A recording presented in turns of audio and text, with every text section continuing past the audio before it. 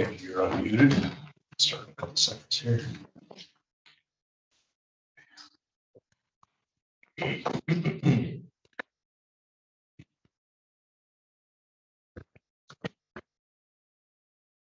good morning all.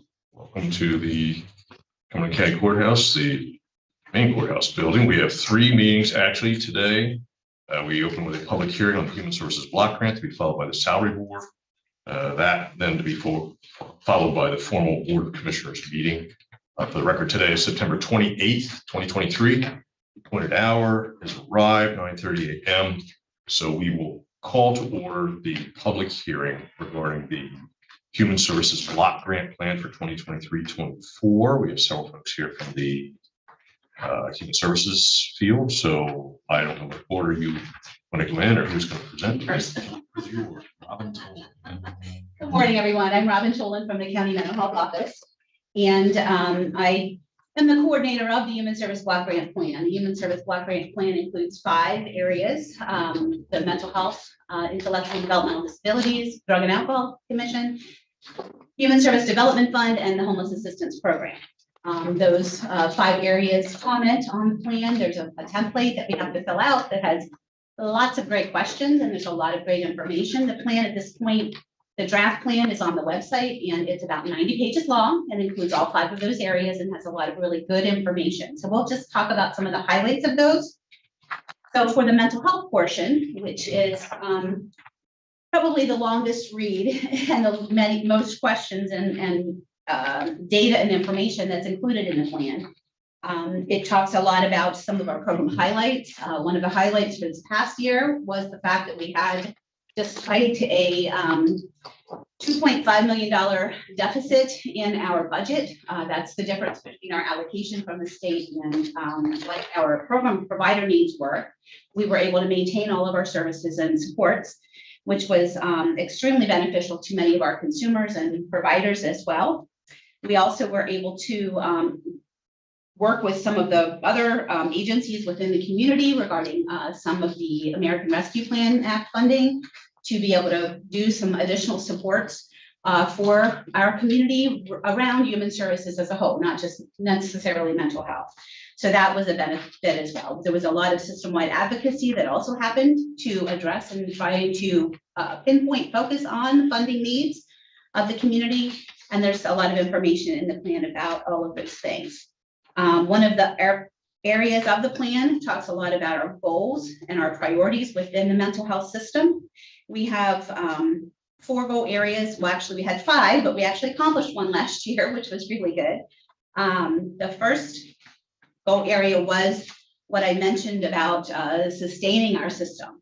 So that is an ongoing goal. We need to continue to sustain funding for our system and continue to do the advocacy necessary for that to happen. Many of our services are not funded by other areas. They're all county-based funds, which is funding that we get from the state. So those funds are necessary to be increased. And one of the things to note there is that we haven't had any type of increase in our county funding, our county-based funding, in almost 12 years. And that in conjunction with the fact that our population has exploded during that time. We are one of the fastest growing counties in the state of Cumberland County. And so that has had a negative impact, I think, on the fact that we've gotten more people that have the needs and less money to utilize for those needs. So that is our primary goal. Our primary priority is to maintain and monitor the current service delivery. And we are also anticipating at this point looking like an almost $3 million deficit for the current year that we're in. The budget, the allocations have not come out yet for this year, and we're already, the end of September. We've already provided 3 months of service for this year. So the state is still working on all those pieces. So that's an area that will continue to be our priority. Our second priority is focused on the crisis intervention services that we provide. There, we were able to apply for a grant that's over $13 million in conjunction with Dauphin County. So we are in the process of identifying a provider to provide a walk-in center with mobile crisis attached to it So it will be for Cumberland, Perry, and Dauphin County together. And so we are working on that project, excuse me, to strengthen our crisis continuum. That is an area that we've struggled a lot with crisis staffing in the crisis programs. All three of our counties really have struggled with that. So this boost to that service delivery area will be crucial, I think, in trying to meet some of the needs that our counties have. Our third priority has to do with our suicide prevention initiative, which is PULSE, preventing unnecessary loss through suicide education. And that initiative has continued very strongly, despite some of the setbacks that we had during the pandemic. We have several community members who have really stepped forward to develop some programs on their own and be able to provide those for the community. And that has been very beneficial too, again, to support folks in those crisis situations. A lot of information in the plan talks about more detail about those areas and can be very helpful to review. Our fourth priority last year was to implement elementary student assistance in one additional elementary school in each county, Cumberland and Perry. And actually, we now have elementary student assistance implemented in all of the school districts at the elementary school level. So we're figuring that's achieved at this point. Elementary student assistance has also exploded. The number of referrals that they're getting has been higher than ever, identifying more and more children that have some type of support need, be it mental health, be it social determinants of health, different kinds of needs like that are being identified, and how that impacts their ability then to focus in school and be able to gain what they need academically as well. So we have, like I said, achieved that goal. So that won't be a continuing goal for us. And then the last goal area was to support all of our county human service agencies to become more trauma informed throughout the counties. And that goal will continue. That is something that we've been working on a number of levels with providing the becoming trauma informed trainings for several human service providers, as well as QPR, the question, persuade, refer, suicide prevention training, and also being involved in the Stepping Up initiative, which focuses on having fewer people incarcerated that have mental illness, trying to support those individuals to be remaining in the community. So those are the goal areas on the mental health side at this point. And like I said, there's a lot of great data and information in the plan itself. So if anyone hasn't reviewed it yet, you may want to do so. So the next area, the state kind of changed around the order this year for whatever reason. The next area that they had asked for data and information on was substance abuse. So I'll let Jack go. Okay. Morning, commissioners. For us, our funding for the state will be about the same. We do know that. Unlike mental health, we don't have an obligation to be. That's also good news because for several years we've been getting some additional federal funding to address the increase in opioid use disorders and stimulant use disorders. And that federal funding will continue as well. Our top priority is going to remain the same though for the new fiscal year, and that's to continue to address the ongoing opioid health crisis. The numbers at the federal level continue to be very bleak. In 2022, we saw again an increase nationally in overdose fatalities. It was a slight increase from 2021, but still an increase. There were a total of, the estimate from the Centers for Disease Control is 109,680 overdose fatalities in 2022. That translates into 300 Americans every day in that calendar year died of an overdose. In Cumberland County, we're faring a little bit better. In each of the last 2 years, we've seen decreases. There were 39 overdose fatalities recorded in 2022 in Cumberland County. That was a 23% decrease from the 51 deaths in 2021 and a 43% decrease when we compare it to the 68 deaths in 2020. So we're pleased with progress, but 39 overdose deaths is not acceptable. That's still way too many. It still shows us that there's significant work that needs to continue to be done. The overdose problem has been complicated. We've known for a number of years now that most of the overdoses involve fentanyl, but now we have xylazine showing up as well. Xylazine is an animal tranquilizer. It's not actually an opioid, so it's not responsive to Narcan, but it is beginning to show up in some of the overdose and overdose fatalities in Cumberland and Perry counties as well. So it just complicates our job. We've known for a while that in order to be effective in addressing the opioid health crisis, we have to have a very comprehensive strategy that includes reducing the oversupply of prescription opioids. It includes continued strong drug enforcement efforts from our allies in the drug enforcement community.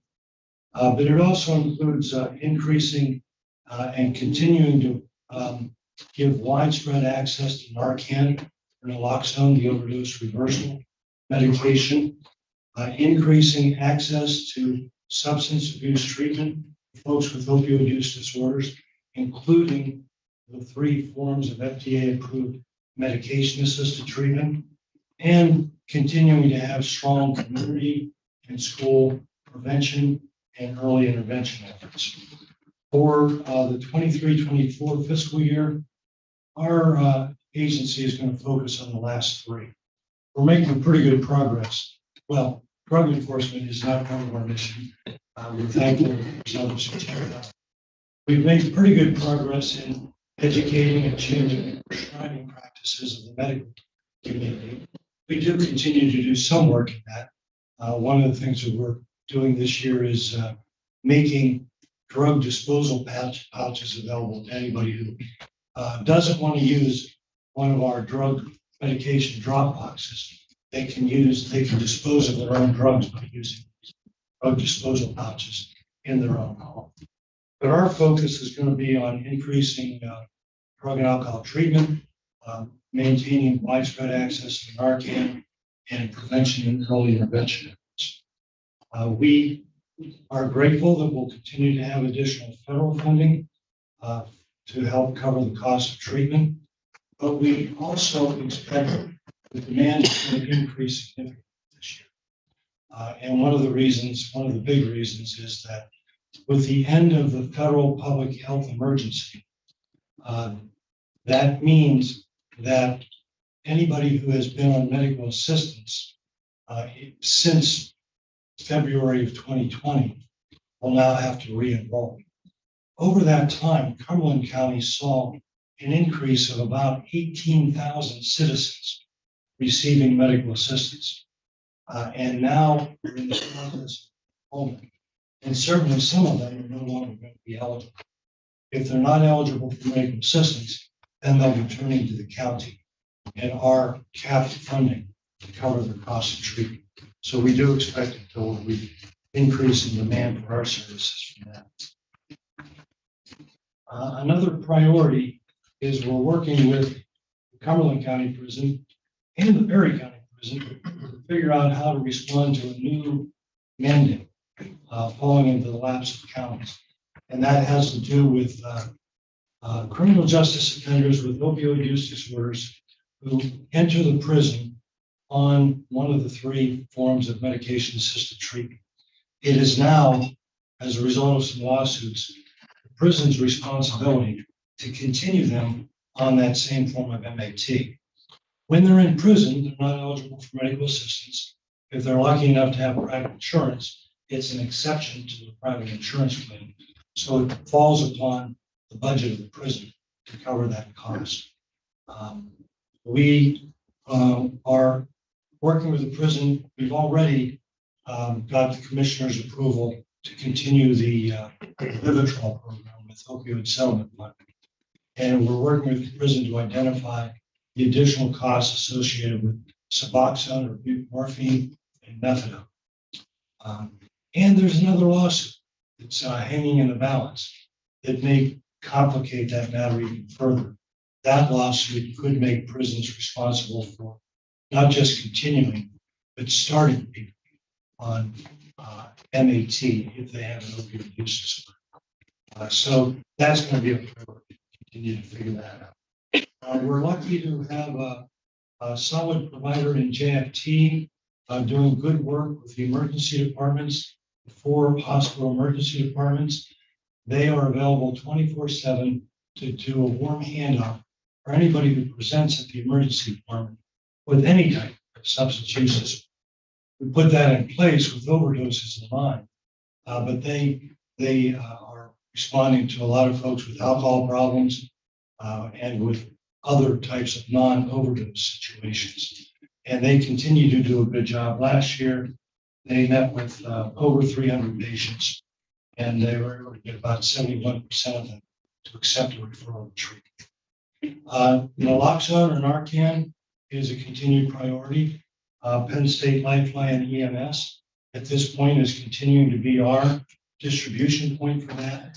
They do a nice job of getting the naloxone to all who are interested. We continue to have the advantage of all 16 municipal police departments and the state police carrying naloxone, so they're there to complement the good work of our EMS providers.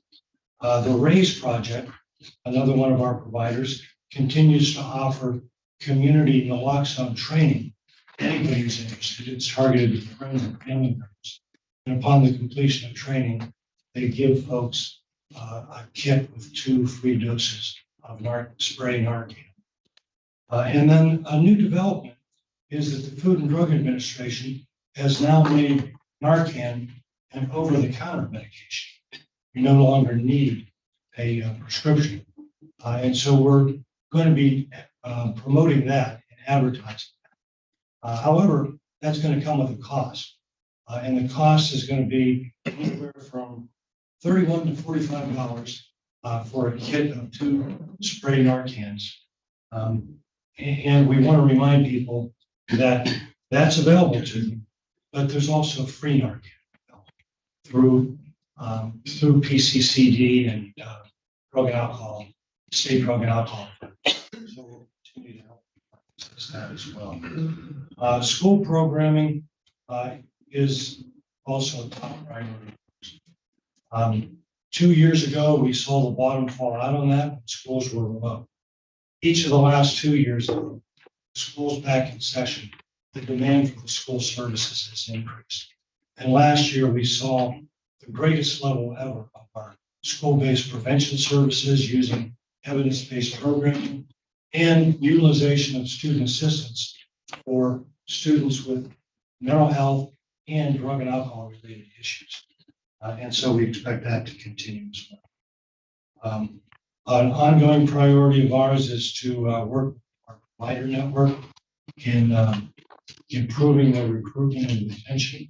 One of the steps that we've taken to that, you're already aware of, because we have approved rate increases. And you've been seeing that as we bring contracts to you, so that they're able to keep up with the cost of living, keep their salaries and benefits in check. And Robin mentioned social determinants of health. That's a priority of ours as well.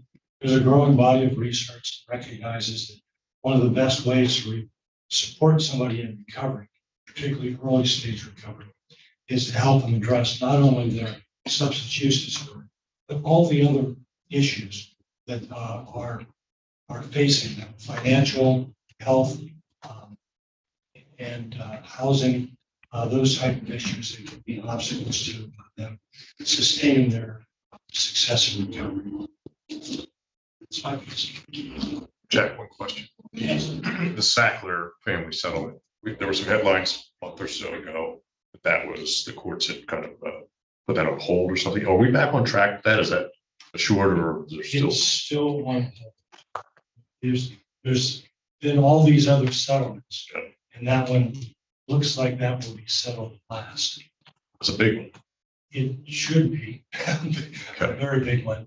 But Does that affect our logistics of service at all? No, because we haven't, the state opioid trust has not factored that in at all in the projections that they've been providing us for opioid settlement payments. So when and if that comes, that will be in addition to what's already been projected. Thank you. Who's next? So with the intellectual developmental disability program. So good morning, everyone. So for intellectual and developmental disabilities this year, the funding for IDD received through the 23-24 state budget includes a statewide waiting list of 850 new waivers for individuals on the emergency waiting list. Our share of that is probably going to be between 15 and 20 waivers. So we can help our folks on our waiting list. A little bit of background. We all know it's a 2-county program. It houses both the administrative entity and the support coordination organization. Right now, we have about 1,084 individuals registered with our office, and the registration is based on documented eligibility. And the split between the 2 counties is like 80% Cumberland and 20% Perry County. So our instructions for the plan this year was to focus more in depth on the areas of service that will help individuals achieve the goal of an everyday life, what you and I know. So in order to do that, we have to have the belief that individuals with disabilities should be able to receive the services and the supports they need in their own communities, and that they should have choice and control over the services that they want. Somebody shouldn't be saying, this is what you need, this is what you need. They get to pick.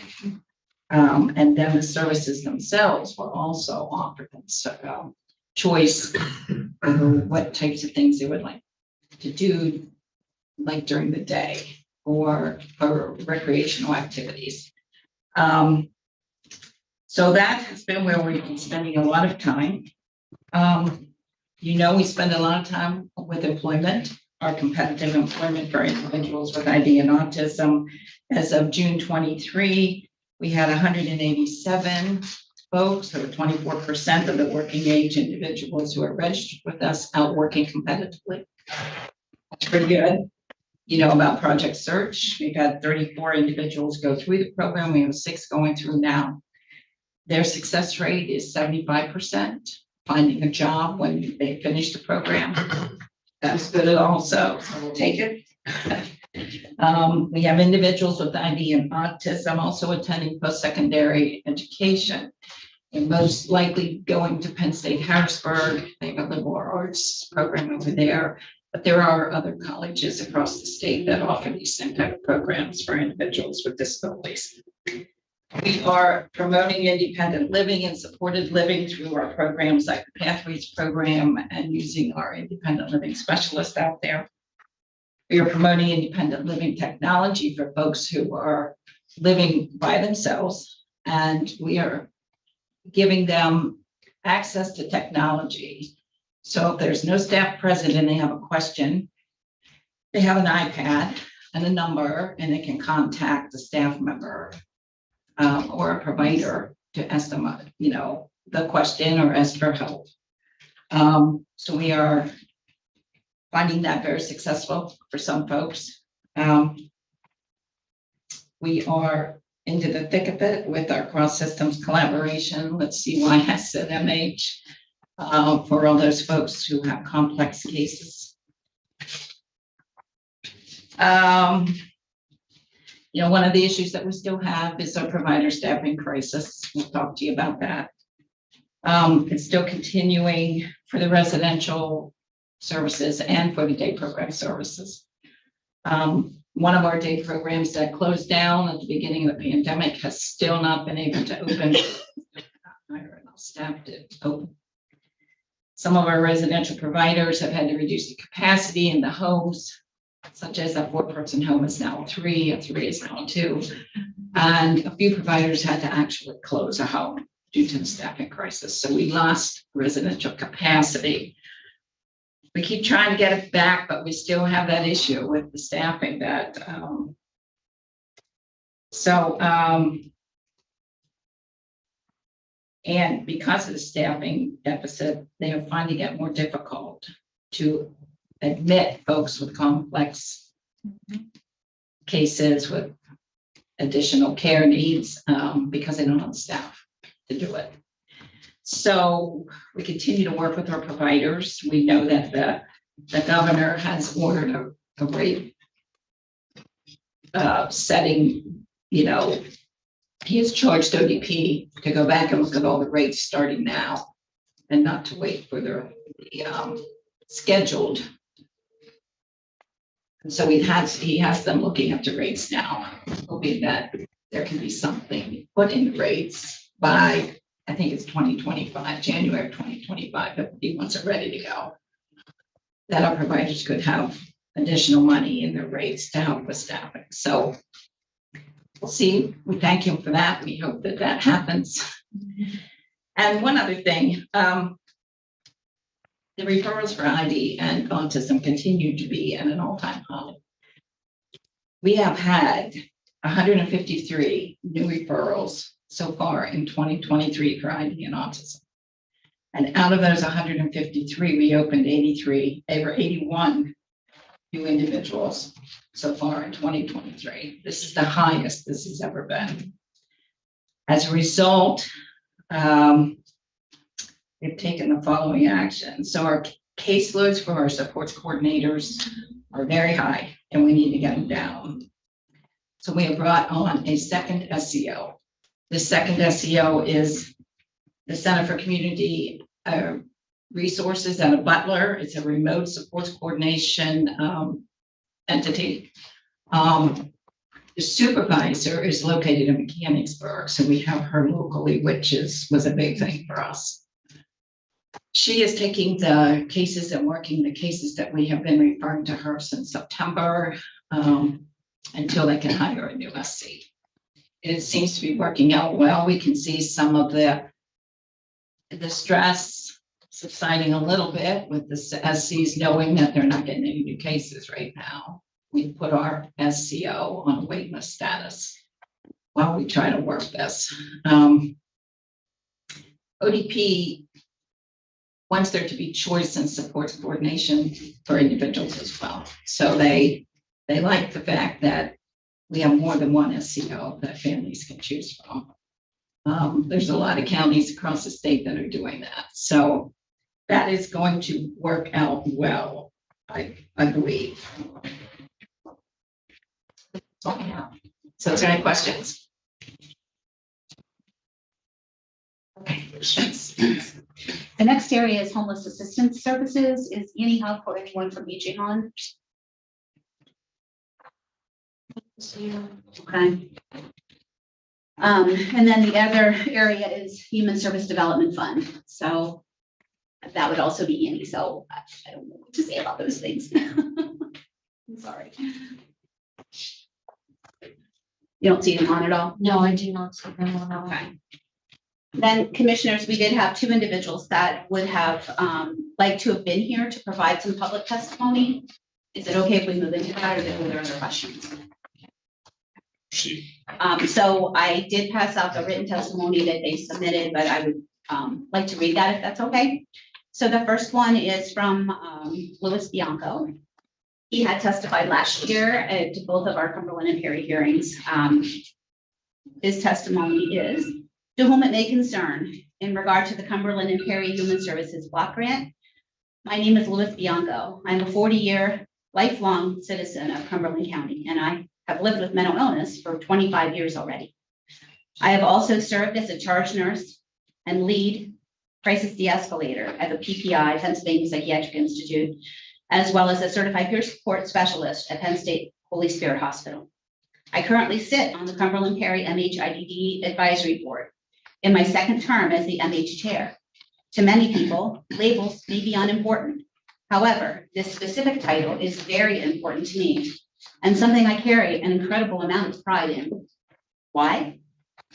Because I've also stayed at Hershey and Holy Spirit's inpatient facilities and utilized their outpatient services on more than one occasion. I've been several iterations of myself in these 40 years, many of them dysfunctional. As of 2022, I was on disability due to the severity of my illness, the countless meds, and the electroconvulsive therapies. I've worked at factories, grocery stores, and even the mall with my active nursing degree, as I couch surfed even at the peaks of my professional earnings. To think I was once a psychiatric coordinator of over 100 foster children at Hoffman Homes in Gettysburg. I now work as a dishwasher with an RN and CPS certification still to my name. I have found that the schedule flexibility is best to allow me to continue to advocate across our state. Working with the future of our human service workers at colleges, with students studying criminal justice, nursing, education, and more. I make less now employed than I did on disability. The advocacy I do on my days off often doesn't pay. I do it anyway. I don't need it to pay. I am in the service of those in need and will be for the rest of my life. If I am able to give of myself to this cause, I will. I have a track record to prove it.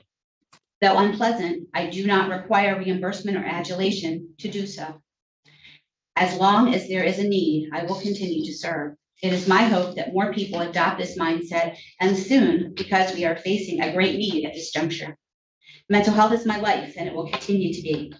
I am devoted to this cause. It is my belief that so too are the people working at Cumberland Perry MHIDD. Their hard work and dedication is easily seen in the depth of the information they collect, as well as the continued transparency and willingness to show up and speak out. These have been incredibly difficult times, and it remains my belief that we remain in dissent. As someone who has been in crisis individually multiple times, I was taught quickly that I must look directly at what scares me the most to survive the hardship.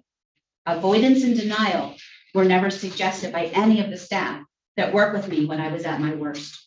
What made it even harder was the realization that at my lowest, it was still my responsibility to work as hard as I possibly could, to smartly manage my emotional, physical, and spiritual energies and my finances, while also trying to find my way out of the dark. Add to that the maintaining of employment, relationships, and need to arrange and attend weekly treatments. It was busy and exhausting, and I was already at the bottom. I had to work harder than anyone in my life, while also being in a place of brokenness. This is off the unspoken truth of recovery, but crisis as well. The person in the unfair, adverse circumstance is asked to continue to do more and give more of themselves. Cumberland Perry MHID has done and continues to do just that. You have the reports in front of you. I will not waste your time regurgitating the facts. There are staffing crises everywhere. The deficit in Cumberland County, one of the fastest growing counties, is staggering. The provider to citizen ratio in Perry County is impossible to ignore and nowhere near the state average.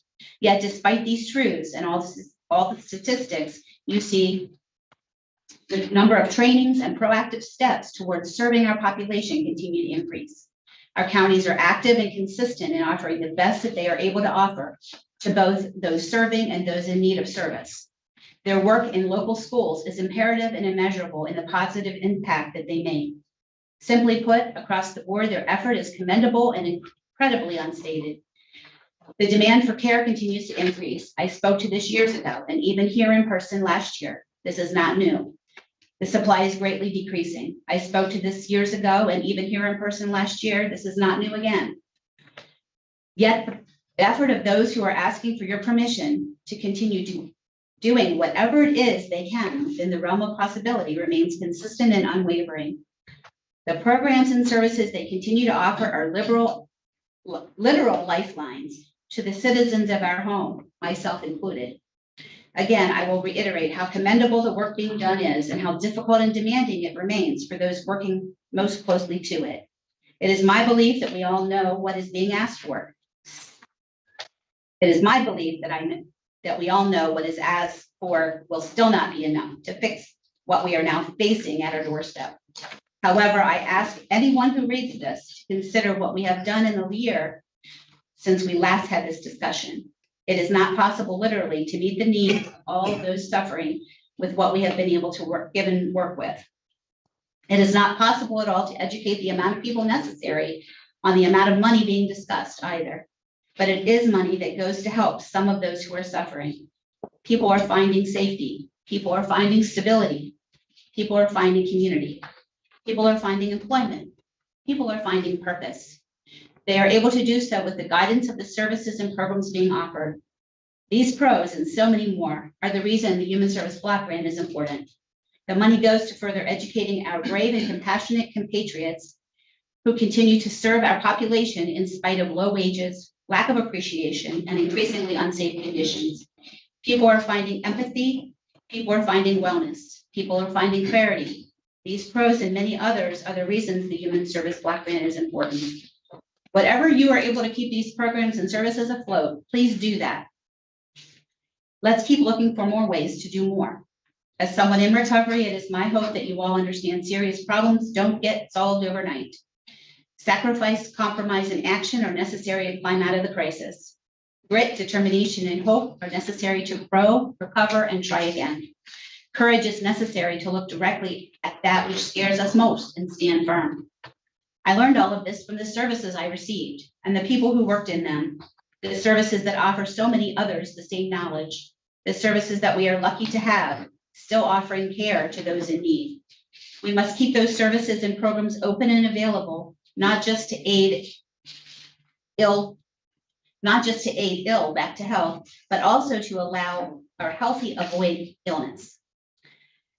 Not just for the young, but just as much for the old and everywhere in between. These services are for all, regardless of difference of financial standing, race, creed, or political affiliations. These are human services. We may lack funding, but we are not short of hardworking people serving the public under incredible adversity. Let them continue to do what they are doing.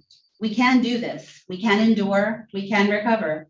But we must first take action proactive in nature, just like any individual in crisis. We must stabilize and attempt to mitigate the damage that is already and will continue to occur. Choosing to support something like this Human Service Block Grant is part of taking that action. Small steps are still steps, and thus no step is small.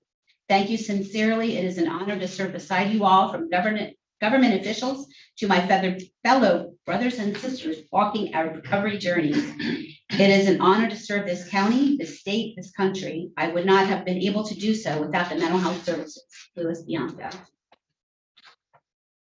And then the second written testimony was from Carol Thornton. Carol is the Director of Grants and Public Policy at the Partnership for Better Health, a local health foundation that champions and invests in ideas, initiatives, and collaborations that improve the health of the people and communities in our region, including Cumberland County. She writes, "Thank you, Commissioners Eichelberger, Fasci, and DeFilippo, for this opportunity to offer comments on the draft Human Service Plan for Cumberland County. Our organization appreciates each of you for advocating on behalf of the county for MHID services today and throughout the year. The partnership values the persistent efforts of the Cumberland Perry MHIDD office in ensuring access to services that support people of all ages with serious mental illness and intellectual and developmental disabilities. The agency's leadership has always been open to collaboration in addressing community needs and has been an exceptional partner in local coalitions and partnerships, such as housing, health improvement, resiliency initiatives, and crisis response. The populations of Cumberland and Perry counties have grown by more than 10% since 2010. However, the Cumberland Perry Mental Health Office has not had a budget increase by the state in over 10 years. Despite the county-based funding not keeping up with the increased population, services were fully sustained with the leadership of the boards of commissioners by ending fiscal year 22-23 with a $2.5 million projected deficit. The Commonwealth needs to strategically invest funding into county mental health services to support the existing safety net and increase the availability of services, including this block grant and other funding streams that support county-based services. Despite the funding challenges, Cumberland Perry MHIDD office has found short-term solutions to be innovative. We commend Cumberland County for allocating American Rescue Plan Act funding to establish a psychiatric residency program with Penn State Hershey Medical Center to promote an increase in psychiatric physicians in the central Pennsylvania region. Also, we congratulate the Cumberland Perry MHIDD on its successful Tri-County Collaborative grant application for a regional crisis walk-in center and expanded mobile crisis services. In conclusion, given the increasing demand and cost to administer the programs, the Commonwealth must allocate more funding to mental health services. The Partnership for Better Health supports the efforts of the MHIDD office as well as the Cumberland County Human Services Plan for 22-23.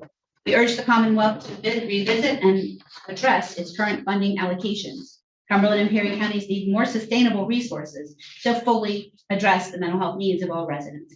Respectfully, Carol Thornton, Director of Grants and Public Policy. Is there anybody on? Okay, I think there were two people from NAMI that were going to join us as well. Julie Reynolds is on and Frank. Okay. They're on. So whichever one wants to go first.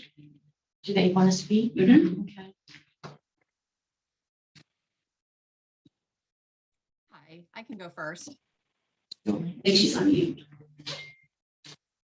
Can you hear me now? Yeah. Got it? Yeah. Okay. Good morning, Commissioners Eichelberger, Fasci, and DiFilippo. My name is Julie Reynolds, and I serve on the Board of Directors for NAMI, Cumberland and Perry counties. The National Alliance on Mental Illness, NAMI, is the nation's largest grassroots mental health organization dedicated to building better lives for the millions of Americans affected by mental illness.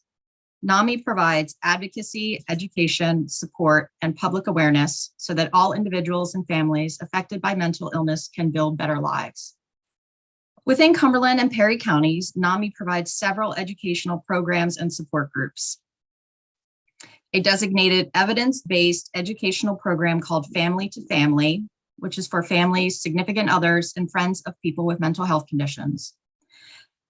NAMI Family Support Group, which is a peer-led support group for any adult with a loved one who's experienced symptoms of a mental health condition. NAMI Connection Recovery Support Group, which is a peer-led support group for any adult who has experienced symptoms of a mental health condition. And NAMI Peer-to-Peer, an educational program for adults with mental health conditions who are looking to better understand themselves and their recovery. On a daily basis, we hear the concerned voices of this community, most notably including a lack of mental health providers, long waiting lists for services, lack of secure housing, a prevalence of co-occurring substance use disorders, and a lack of effective dual diagnosis programs. Competitive wages for staff, more residential treatment facilities, and outpatient commitments are necessary, along with the other needs identified in the Human Services Plan. NAMI Cumberland and Perry counties supports the efforts of the MHIDD office as outlined in the Human Services Plan. And I'd be happy to take questions if anyone has questions. Julie? Hey, Frank? Yes. Okay, let me,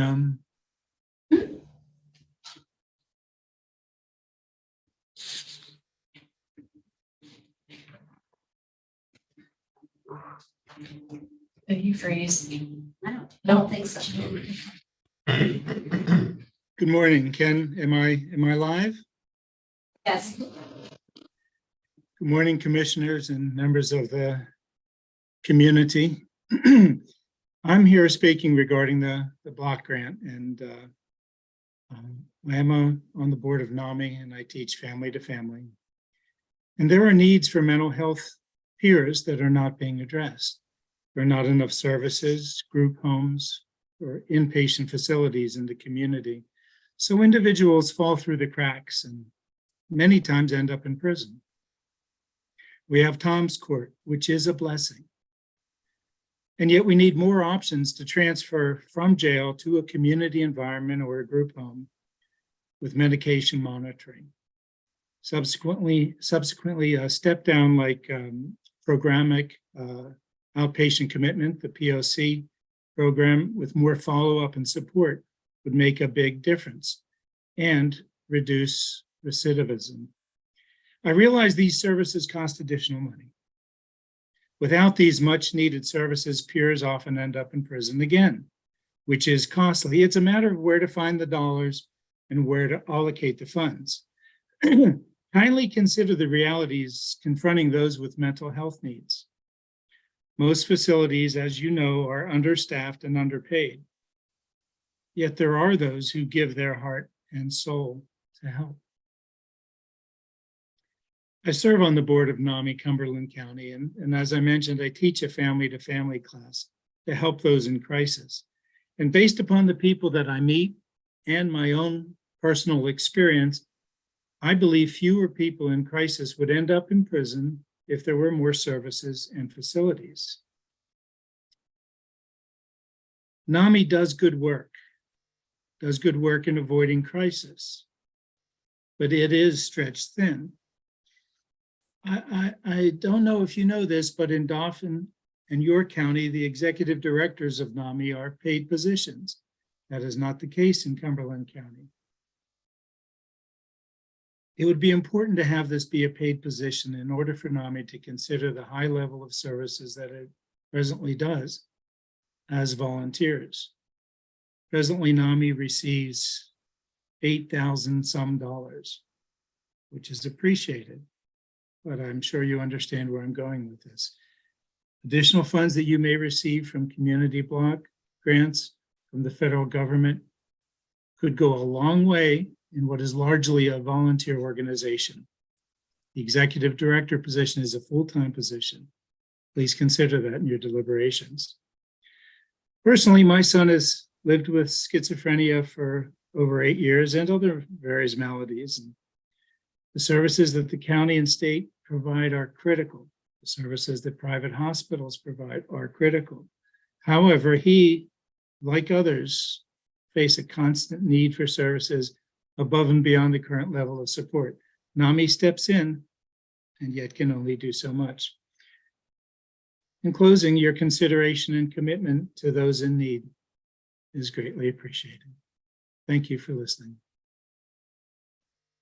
Thank you, Frank. You're welcome. I didn't have anyone else that contacted me that said that they wanted to provide any other testimony. I'm not sure if the audience wanted to do so. Anyone else wish to speak to the issue of the block? Hi, this is Kim. Did you want me to speak about HSDF and homeless assistance? Yes. Yes, please. Okay. I wasn't prepared, so. So the homeless assistance program supports several agencies in the county, which would consist of Community Care, Safe Harbor, Maranatha. And they provide emergency shelter, bridge housing, and case management. Rental assistance is to provide it provides assistance for homeless or near homeless to assist the clients for affordable housing. And also this year, a goal is to have full access to the HMIS system, which we're currently working on. So the goal is to the end of the year, have that fully up and running for our rent assistance staff. We also work closely with the Housing and Redevelopment Authority to assist consumers experiencing homelessness also. With the Human Services Development Fund, we fund Contact Helpline, which is the 24-hour, 7-day-a-week listening line. And we also have Cumberland Cares for Families, which is a program that provides in-home education and support for children 0 to 5 years of old and their 5 years and older and their families. Children and youth refer families to this program and they provide funding for this. And we were able to provide some additional funding for these programs this year due to 2 staff vacancies. So we did increase the amount of funding, not overall because the block grant, of course, remained the same, just because of those salaries decreasing. I think that's everything. So that is an overview of our Human Service Block Grant plan that needs to be submitted to the state by October 13th. So we would need the commissioners to determine their approval for the plan, and there's a form I think somebody has for them to sign, and then we can be able to submit it. We're also holding a public hearing in Perry County on Monday. at 10 o'clock to review the same information since we are adjoined for 3 of our services. Any other questions, comments? I have one or two questions. So, well, since the district attorney is here, he's peripheral to this, but not really. So Jack mentioned about the enforcement side. Do we still have, how do I put this? Do we still have the type of robustness that we used to have with the drug task force and municipal participation in that? The drug task force is, I mean, it's still, I would say, we're at a level that we're operating. Certainly, it's a cooperation between us and the local departments, and as to whether the local departments would be able to spare an officer to work on the drug task force full time. We have, over the past 2 years, increased the number of full-time detectives working on the task force. So I'd say we're doing well. There's still some areas I want to improve on, but overall, I think we're doing well. So we do have municipal participation, and there are some folks putting members of their force at your disposal for that. Yes, in addition to the full-time officers, we also have some departments that are providing part-time officers. It does seem to be working. Good. I guess I have one question for the solicitor. So, sorry to warn you in advance. So we heard a lot of interesting information today, some of which we're painfully aware of because this has been a very active year, particularly on the mental health front. And all the commissioners were deeply engaged in advocacy for the state budget. Unfortunately, we didn't really get the outcome we were hoping for with the state budget. We're fortunate to get some supplemental funding that's a one-time. And we had a lot of discussion at the advisory board last week on this. And I think I could speak for everybody who was part of the conversation that there is a feeling that we cannot now wait a year for the next budget to start really getting engaged. So we need to have, at least beginning at the commissioner level, I believe there needs to be something of a war council. And maybe we identify other stakeholders we can bring in. I think the number one rule of advocacy is build your coalition. I think we got a bit of a late start on that, maybe missed some opportunities. We don't want to do that again. So we want to be ready for next year. So my question is, are we able to, the commissioners, to hold an executive session? And I'll put this on the table, that there is potentially litigation would be one of the tools available to us. Does that allow us to meet an executive session to start talking about a strategy for next year? If litigation is part of that, yes. And I'm assuming that would involve some sort of action involving the state. Is that correct? I would imagine it would. Yes. Okay. That would be an acceptable subject of an executive session. Okay. So would it be okay for us to ask staff to schedule such a session sometime in the next few weeks so that we could really start the ball rolling on that and not miss any opportunities? Certainly. Okay. I'll put that out there for. Commissioner Eichelberger, I echo your sentiments. I am game for that executive session.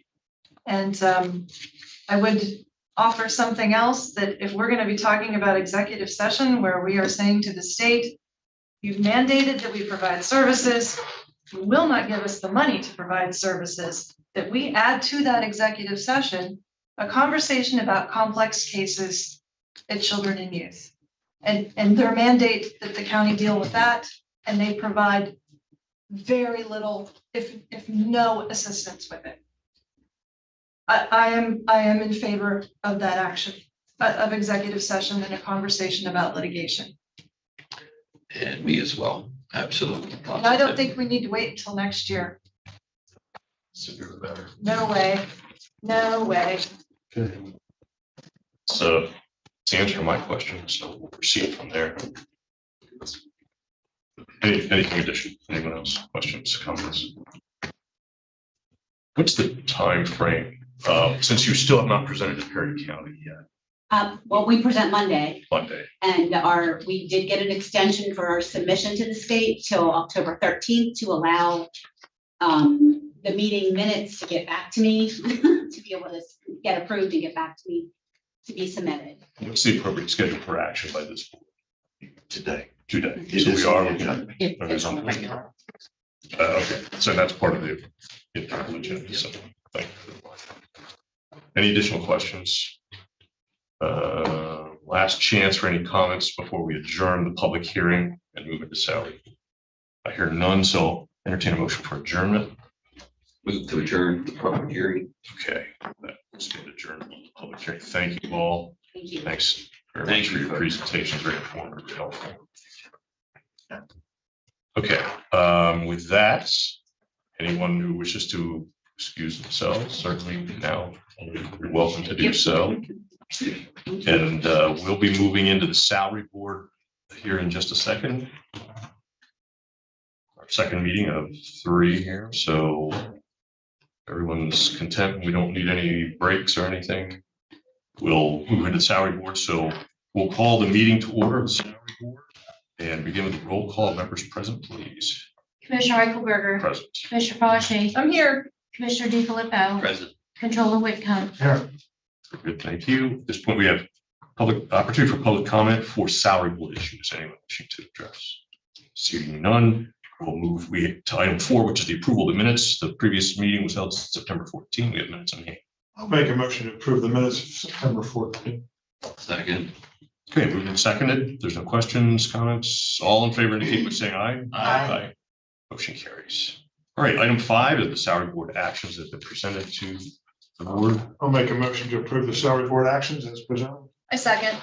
Very good, moved and seconded. All in favor indicate by saying aye. Aye. Motion carries. Any additional business to come before the salary board? Hearing none, entertain a motion for adjournment. Make a motion to adjourn the salary board. Stand adjourned then. Thank you all for your participation. We'll, there's no need for a break. Move into the Board of Commissioners meeting. Go with the pledge of allegiance. And ask you all to stand as able to join us. I pledge allegiance to the flag of the United States of America and to the republic for which it stands, one nation, under God, indivisible, with liberty and justice for all.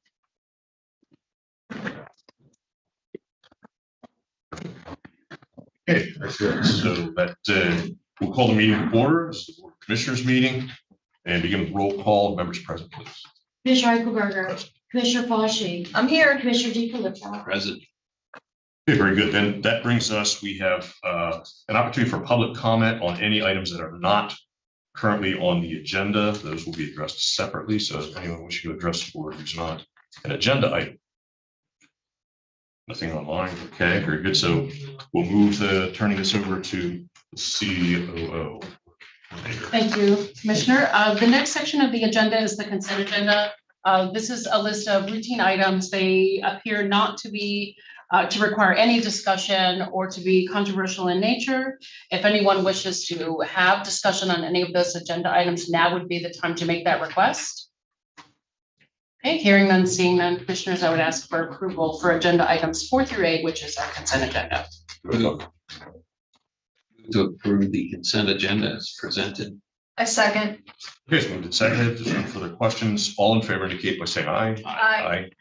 Motion carries. Thank you, commissioners. The next component of the agenda is the regular agenda. These are non-routine items that will be discussed and acted upon individually. And we'll start with agenda item 9, which is discussion and approval, but essentially the discussion has occurred during the public hearing. So it's really seeking approval of the 2023-2024 Human Services Block Grant Plan as presented during the public hearing. Are there any questions? I will move to approve the 2023-2024 Human Services Block Grant Plan. I second. Okay, moved and seconded. All in favor indicate by saying aye. Aye. Motion carries. Okay. Thank you, commissioners. The next agenda item 10, I'll call on Don Paul Scheer to discuss and seek approval of resolution 2023-29, which is in regards to Peace Church. Good morning. Morning. I'll be brief. Judge Hess, a fellow trustee of the Cumberland County Historical Society, has joined me this morning. So I'm here both as president of the West Shore Historical Society and a trustee of the Cumberland County Historical Society. This evening, I will also will be attending rather and presenting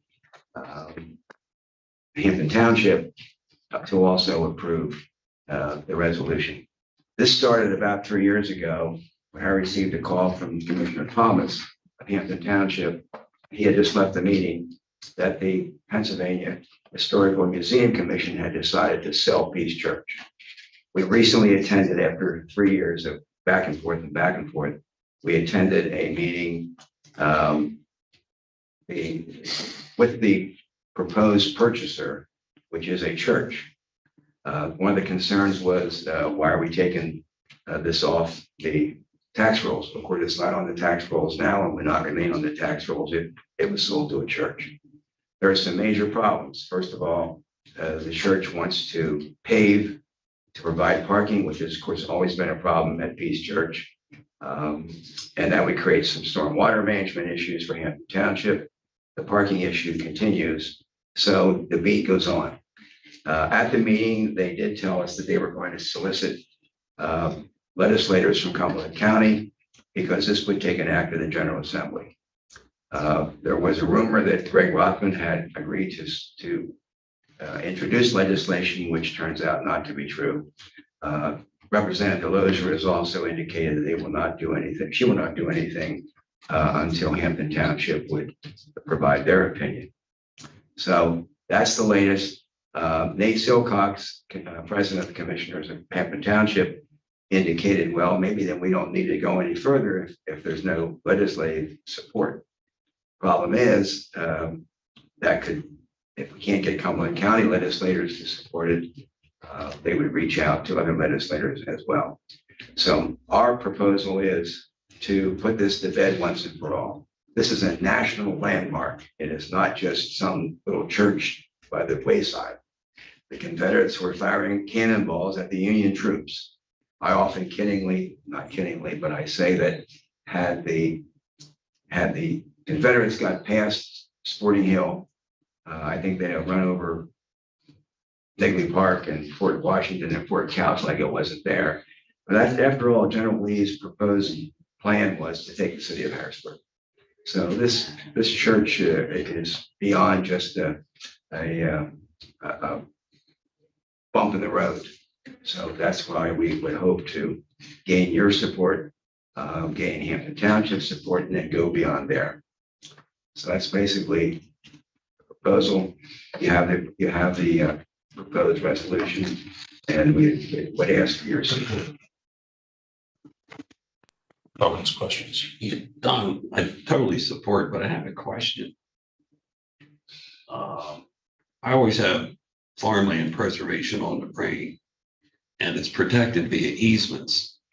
If this church is on the National Register of Historic Places, does it not come with any type of quote protection from alterations, development, etc.? I know you said another church is interested in buying it, but do you have any idea what they're planning to do with it? Well, their plan would be to use it as they have no permanent location for the church. They're, I think, leasing or using it. I forget what they're using, but their goal was to acquire it. A lot of questions were asked about their ability to extend long-term financial support for the church, and they didn't have a lot of answers. So one of the questions I asked of PHMC was, are you prepared to understand the ramifications of stormwater management and the parking? Before I forget, by the way, I want to bring you up to date on one thing. The Cumberland County Historical Society, for the first time, with their 150th anniversary is next year, truly reached out. We have reached a partnership agreement so that the West Shore Historical Society is now a permanent part, at least for the time being, of the West Shore or the Cumberland County Historical Society. I forgot to mention that. Back to your question, Vince. The issue remains that there's a parking issue, there's a major stormwater management issue to use the church for permanently as a church. And that question lingers. Don, I have a question on the property. There's a substantial cemetery there. And I don't know, is that part of all of this or not? A colleague of mine from Borough Council days and his wife are buried there. So it's been there for a very long time. It's a pretty substantial part of the heritage here as well as the building itself. Is that part of the same property or are they No, segregated? Gary, the St. John's Lutheran Church owns the cemetery. Okay, So the church has nothing to do with the cemetery per se. okay. So any alterations would not be allowed to infringe on the property then involving the cemetery. Okay. Did you want to read this into the record?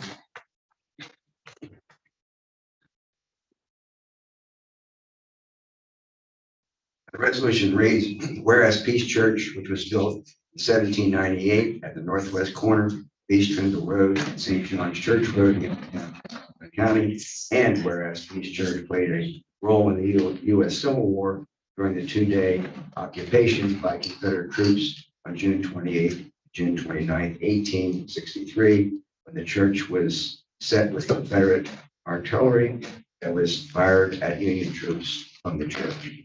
And whereas in 1807, Conrad Dole of Lancaster County built a pipe organ and a Chippendale case that was restored and rebuilt in place and used by the church today. And whereas the church was named to the National Register of Historic Places and designated as a National Historic Landmark in March 1972, and it remains intact as it was during those 2 days in the Civil War. And whereas the church is now owned by the Pennsylvania Historical Museum Commission, PHMC, and whereas PHMC has announced plans to sell the church, and whereas in addition to the historic significance of the church, there are environmental and other issues, including parking, that limit use of the church for other than the historic landmark that it is and has been for 160 years. And therefore be it resolved that the Cumberland County, the Board of Commissioners, Cumberland County, PA, herewith respectfully requests the Pennsylvania Historical Museum Commission, PHMC, to reconsider its decision to sell Peace Church and instead keep ownership of the church as an historic landmark as it is today, dated September 28, 2023.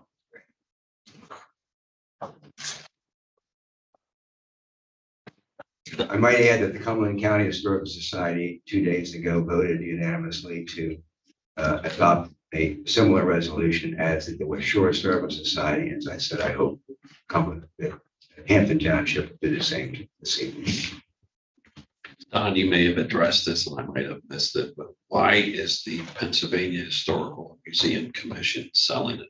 Is it financial reasons, upkeep? They want to quote, get it off the books.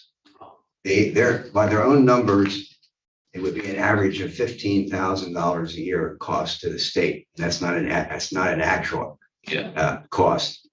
They did repoint the stone several years ago and put a new roof on, which was of course, the major expense that they would be facing today. They have sold a number of churches. Ironically, I have appraised about half of the ones they sold, and I agree they have no statewide or national significance.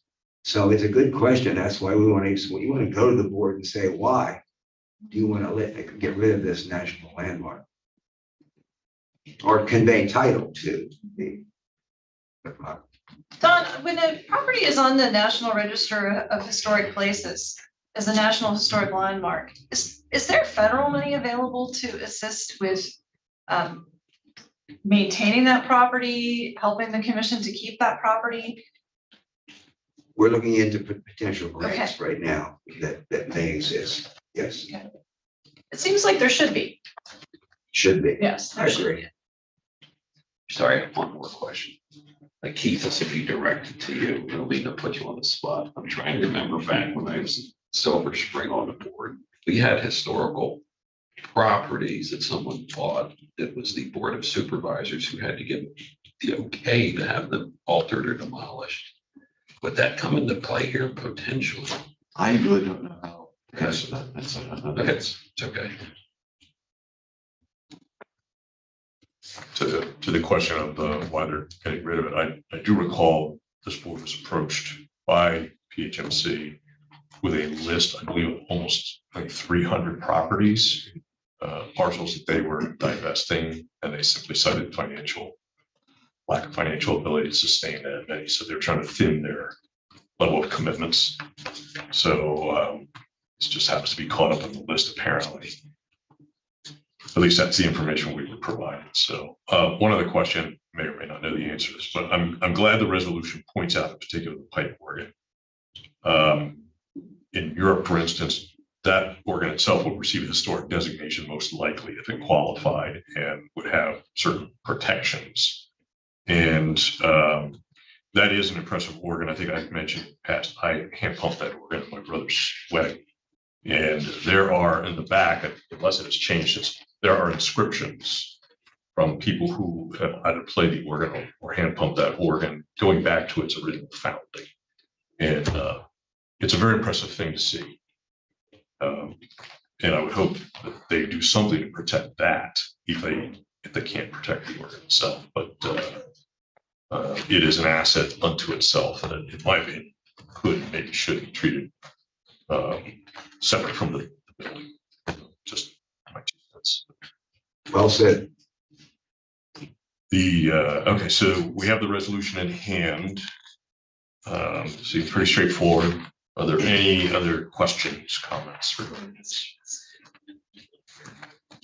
I'm not hearing any, so do we want to take action on this today?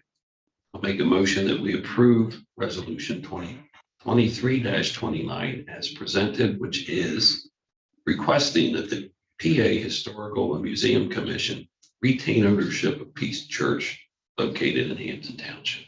I second. Okay, it's moved and seconded. There's no further questions. All in favor indicate by saying aye. Aye. Motion carries. Commissioners, we do have the resolution. I know we have our communications department here. We'd like to sign it, then we can have some. Yeah, we could do a group picture if you would like one. All right, well, I'm gonna just get a picture of each of you signing it at least.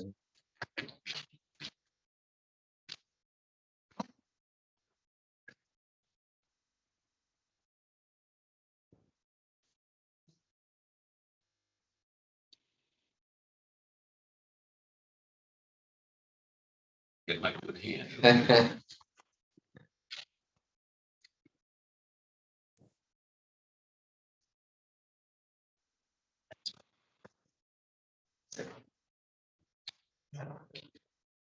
If you wanna actually, oh, sorry.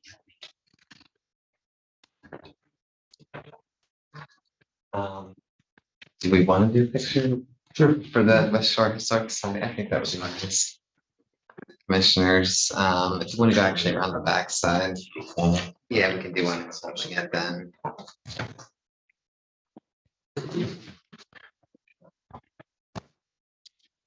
I'm looking to take ownership of this. Purpose. Let's get this out here. Yes. Thank you.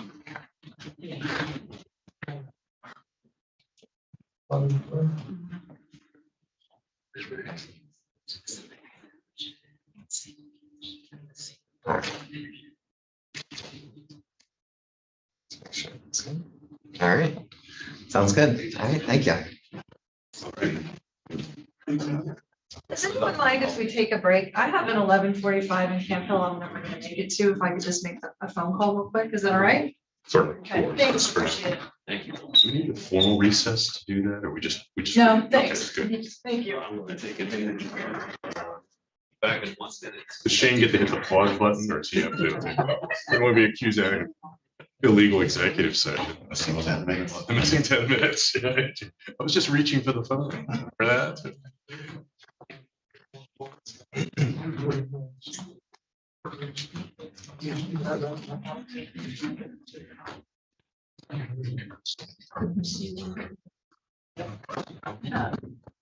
We're gonna officially seal it and get you your copy. Since you're here. Thank you, Judge. Good judge.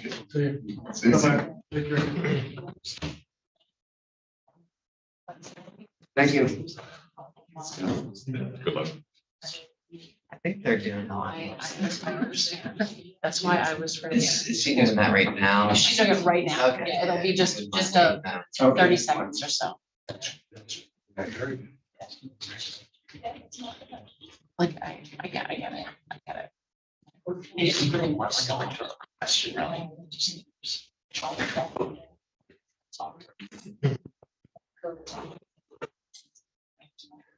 Is that protocol that's developed?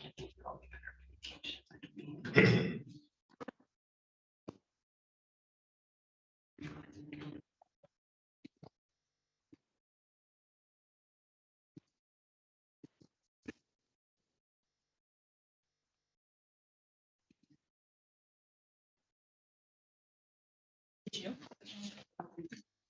I know I never switched over.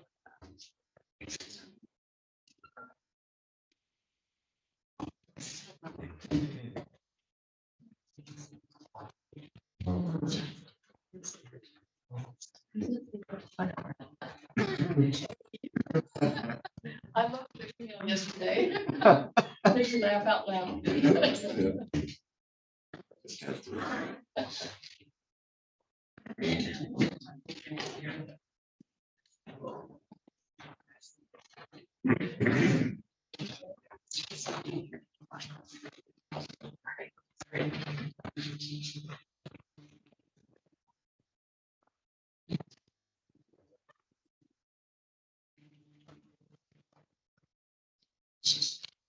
Is this the only one? Need one? Is this the only one that? Yeah, I do. Sister shared meeting. She made one. Oh, I got one.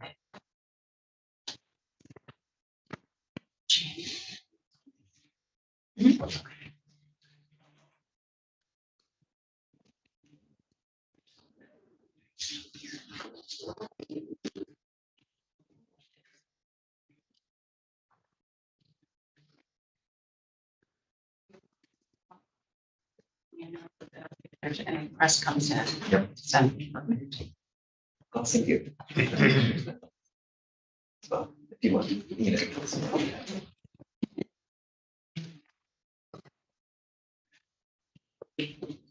What the 18.5 minutes, isn't it? Right.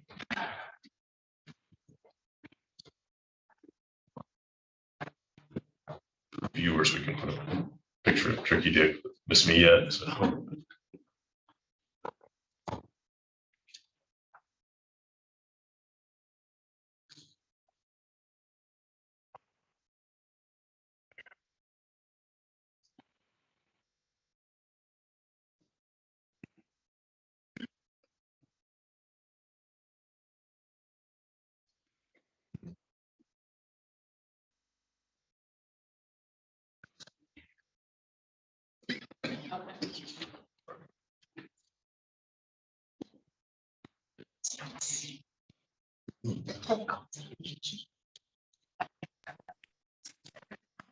Okay, I think we're set to resume. Okay, Okay, good. all right. Stacy. Okay, so the next agenda item 11, I'll call on Tammy Bender to discuss the Cumberland County cost allocations for fiscal year 2022. Morning, Tammy. Good morning, Commissioners. Finance is requesting approval to accept the 2022 cost allocation plan prepared by Maximus. It's to be used in calendar year 2024. The cost allocation plan, we use it to charge back costs to departments in order to maximize our federal and state funding. Are there any questions? I would ask for approval today. I will move to approve the Cumberland County cost allocations for fiscal year 2022. Second. Moved and seconded, all in favor indicate by saying aye. Aye. Motion carries. Thank you, Commissioners. Thanks, Tammy. The next agenda item is discussion and approval of some donations for the 2023 Cumberland County LEPC Summit. And we have James Brandt joining us to discuss. Good morning, everyone. The Department of Public Safety is asking for the Commissioner's approval to receive sponsorship money to be used in offsetting the expenses to host the annual LEPC Summit. As you all know, this event is for area businesses, first responders, and elected officials who will be able to network with their partners while learning how to be prepared for an emergency. We are appreciative of these agencies in supporting the mission of the LEPC. The Summit Planning Committee has received a payment from Capital Blue Cross for a gold sponsorship level in the amount of $1,000. Payments from Kent Fire Protection, Puckey Restoration, and Republic Services in the amount of $500 for silver sponsorship levels.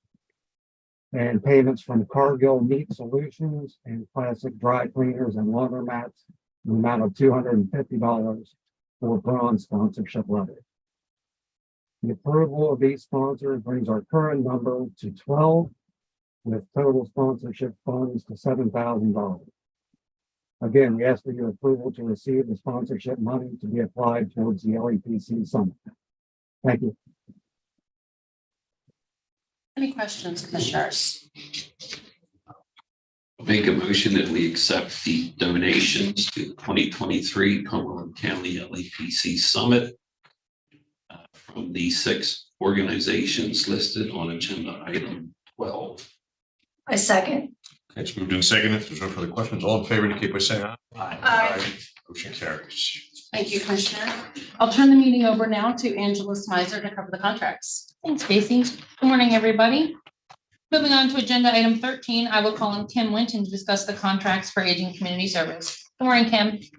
Hi, good morning, Commissioners.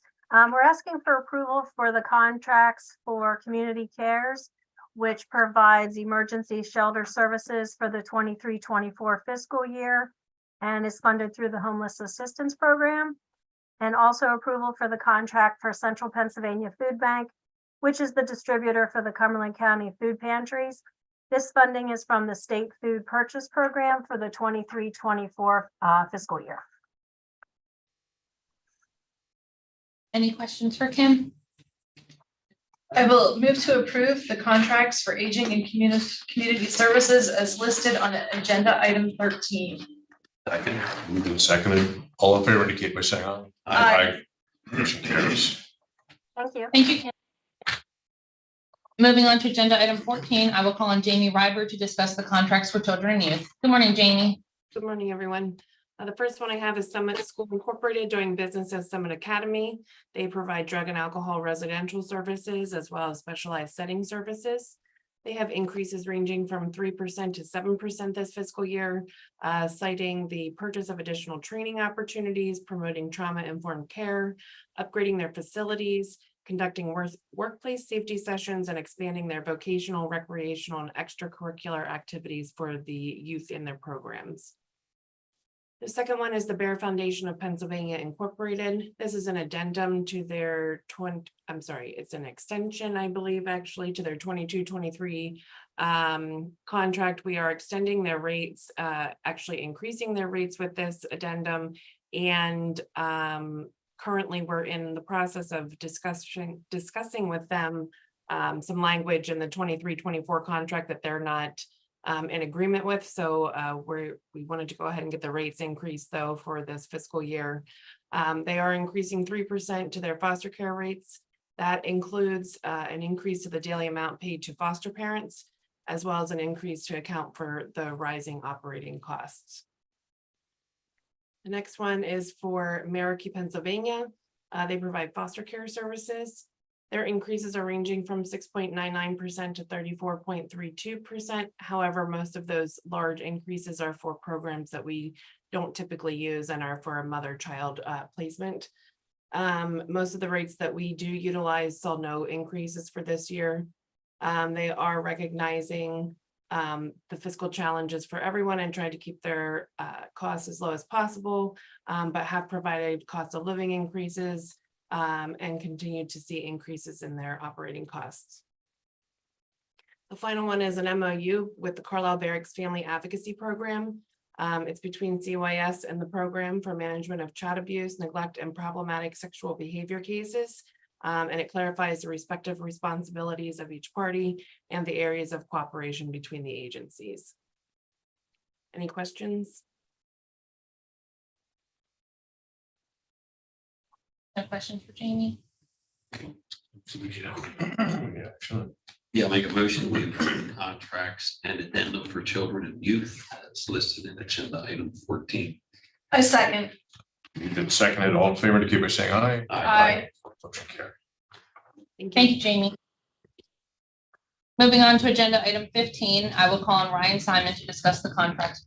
I will call on Jack Carroll, who is in the room with us, to discuss the contracts for drug and alcohol. Ryan ran into some connectivity problems. Sounds good. We have two contracts for your consideration, Commissioners. First one is with an individual, Wendy Miller, to serve as a trainer. So it's a consultant contract. I mentioned during the block grant hearing, we've seen a big increase in the demand for the prevention services. So one of the ways we're meeting that is rather than increasing staff, with some of our evidence-based programs, we're employing consultants to serve as trainers to help us deliver. And Wendy would be compensated at $25 per hour when we use her to help us with some of our services. The second contract is with Avenues Recovery Valley Forge Hospital. That's an inpatient, both non-hospital and hospital-based provider located in Montgomery County. And we've contracted with them for many years. They are not asking for a rate increase for their hospital-based services, but they are asking for rate increases for their non-hospital rehab and withdrawal management detox services.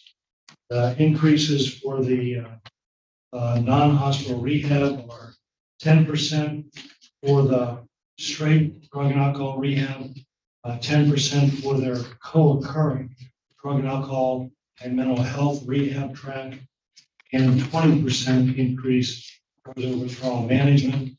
The increases are to cover the cost of salary and benefits. Any questions for Jack?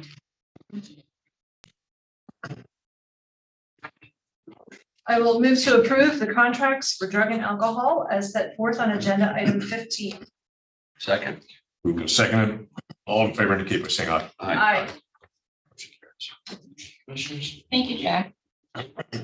Moving on to agenda item 16, I will call on Brent Kern to discuss a grant acceptance for facilities management. Good morning, Brent. Good morning, everyone. I'm asking for approval to accept the PA Department of Environmental Protection Alternative Fuels Incentive Grant in the amount of $13,233. This is a match grant in the refueling infrastructure category.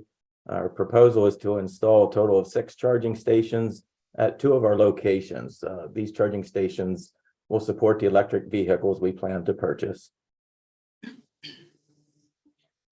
Any questions for Brent?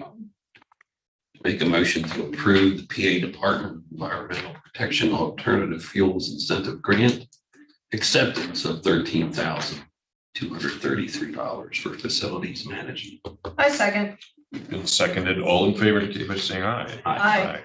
Motion carries. Thank you, Brent. Thank you. Moving on to agenda item 17, I will call on Holly Sherman to discuss the contracts for human resources. Good morning, Holly. Good morning. I have 3 contracts for human resources. The first is for Capital Blue Cross. This is a continuation for the medical. This is year 3 of a 3-year contract for the medical coverage. And this is an increase of the administrative services fee of $1 per member per month for 2024. The second contract is for BHS. This is an increase of 3%, which equates to about $360 for the year for our wellness services for our employees and their spouses. And the third contract is for Mutual of Omaha. This is a continuation for a 1-year extension for our life, disability, and critical illness insurances. This is actually a decrease in that the critical illness, the voluntary critical illness rates have decreased from the prior year's contracts. Any questions for Holly? No, I will move to approve the contracts for human resources as set forth on agenda item 17. Second. Been seconded. All in favor, indicate by saying aye. Aye. Motion carries. Thank you. Moving on to agenda item 18, I will call on Andy Straight to discuss the contracts for MHIDD. Hi, Andy. Good morning. So I have 10 contracts to go through. The first being amendment to New Vision's contract, which was for last fiscal year. It's an increase of $114,534, and that's because they provided more services than what they had anticipated. So that brought their total contract for the end of the fiscal year to $3,143,997. They are one of our largest providers. They provide, as you can see or have heard, an array of services, including many of our residential services, as well as social rehabilitative services and supported living services for adults living with mental illness. And then I'm just going to go ahead and continue on. The rest of the contracts are either MH, IDD, or EI, and I'll make sure I clarify as we go through them. The second is for Aurora Social Rehabilitative Services, and that's for the current fiscal year, 23-24. There's a slight increase of $3,556. And as Jack indicated, most of the increases are just for staffing and cost of living adjustments as well as benefits. We did our best to review and scrutinize all of our provider budgets thoroughly to try to hold the line, so to speak, especially given our current budget situation. Aurora's contract is $145,798. The next contract is with Keystone Service Systems. Keystone provides residential services for adults with mental illness. They provide what we call specialized community residences, licensed as personal care for people with serious mental illness who also have some physical health needs. We have 2 programs with Keystone. They've actually requested a decrease of $28,582. Some of that, I think, was based on staffing issues for last year, and we did our best to kind of manage the contract at what we paid them last year. So since they didn't use all the contract last year, we didn't give it to them to start fiscal year. And we're going to be watching contracts very closely as we move through the fiscal year. The next contract is with York County Transportation, Rapid Transit, an increase of $6,352, providing transportation to all of our residential or our social rehab programs. So those are the 4 MH contracts. The next is early intervention. So Grow and Tell Seedlings, and this is an amendment, an increase of $44,861 for the current fiscal year, 23-24. And they provide speech therapy for children birth to 3. Leah Blake, and this is a new provider for 23-24. Early intervention, and she provides special instruction. Her contract total is $28,134. The remaining contracts are all IDD. The next one is with the Devereaux Foundation, and this is an increase of $6,201, and they provide residential services for individuals with intellectual disabilities. Brought their contract to $150,906. The next contract is Keon Enterprises, and they provide transportation services for individuals with intellectual disabilities. Actually, a decrease of $7,004. Their total contract for the current fiscal year is $3,290. The next contract is Dubim Onkawa, doing business as Havilah Resources. They provide transportation for individuals with intellectual disabilities. And their contract is an increase of $2,251. Their total contract for the current year is $4,751. And then the final contract is with Heather Store, and this is a new contract for the current fiscal year. And she provides psychological evaluations to identify individuals who may have an intellectual disability. The contract amount is for $2,000. And if you have any questions, I'll be happy to answer. Any questions for Annie? Thank you. Make a motion to approve the contracts and addendums for mental health, IDD, and early intervention as noted in agenda item 18. I second. Second, all in favor indicate by saying aye. Aye. She's got that. Didn't know my leg was gonna work. Moving on to agenda item 19, I will call on Gordon Shank to discuss a grant acceptance for the prison. Good morning, Commissioners. Good morning, Stacy and Angela. The Bureau of Justice, in conjunction with ICE and the Department of Homeland Security through SCAP, the State Criminal Alien Assistance Program, provides federal payments to state and local lockups that incur officer salary costs for incarcerating undocumented criminal aliens with at least one felony or 2 misdemeanor convictions for violation of state or local law, and are incarcerated for at least 4 consecutive days during the reporting period. This year, Cumberland County will be receiving $15,142. This is why I'm here to ask for your acceptance and approval for this grant. Any questions? Gordon, how often is this happening? How often are we accepting an inmate like that? How often? If I was to give you a roundabout, we run in, I believe this year, the total was about 120 that came through the system. Okay. And it's actually is an increase from last year. The increase this year from last year is an additional $1,142. And then I can also tell you then, but ma'am, before the year before that, this actually is a $15,000 decrease from the 2 years before that. So the numbers fluctuate, and we are more, I would have to say, more on the downside of the increase. Okay, all right. I will move to approve Bureau of Justice Assistance State Criminal Alien Assistance Program grant acceptance of $15,142. I'll second. Okay, moved and seconded, all in favor indicate by saying aye. Aye. Carries. Thank you, Travis. Thank you. Have a great day. You too. Moving on to agenda item 20, I will call on Claudia Garner to discuss the contract for public safety. Hi, Claudia. Good morning, everybody. Public Safety is requesting your approval of a license agreement with Shenandoah Mobile LLC, also referred to as Shentel, to co-locate our public safety radio system equipment on their agency-owned tower, which is located in Spring Meadows Park, that is owned by South Middleton Township, right along West First Street in Boiling Springs. This is one of the necessary tower sites locations as part of our P25 public safety radio system implementation. The initial agreement before you is for 10 years, beginning on the first day of the month following the notice to proceed that we are ready, or no later than March 1st of 2024. The agreement will automatically renew then for another 4 additional terms of 5 years each. We do have the option in the agreement to provide a 6-month written notice of non-renewal to end that contract. Upon commencement on the data service, a negotiated discounted monthly fee of $1,500 will begin, and then it will have a 3% annual increase after that. So that being said, our initial 10-year estimated cost is approximately $206,350.